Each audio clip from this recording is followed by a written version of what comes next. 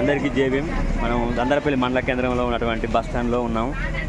ఆ యొక్క బస్టాండ్లో గత నెల రోజులుగా ఈ బస్టాండు మళ్ళీ తిరిగి ప్రారంభించడం అభినందనదాయకం. మేము డిపో మేనేజర్ గారికి అభినందనలు తెలియజేస్తున్నాము. చుట్టూ ప్రహారీ కూడా అంతా నిర్మించారు.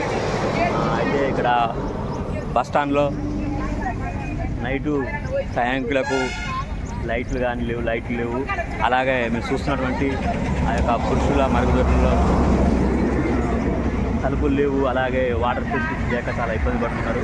కాబట్టి ఇక్కడ ఒక నైట్ వాచ్మెన్ని అలాగే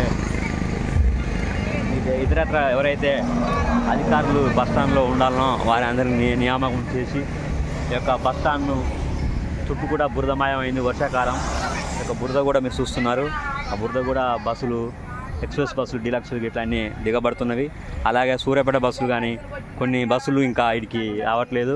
ఆ యొక్క డిపో మేనేజర్ గారు చొరవ తీసుకొని ఇక్కడికి మంచి వాటర్ సదుపాయం కల్పించండి.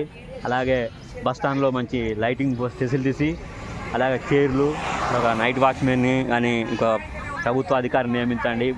మన బాత్రూమ్ లెట్రూమ్లకు తలుపులు పెట్టించి తాళాలు పెట్టించి అలాగే మరుగుదొడ్లకు వాటర్ ఫెసిలిటీ ఇచ్చి ఆదుకోవాల్సింది భగవంతుని డిమాండ్ చేస్తున్నాం. నా పేరు ఎడ్ల శ్రీను, భగవంతుని జిల్లా ప్రధాన కార్యదర్శి, జై భీమ్, జై భారత్.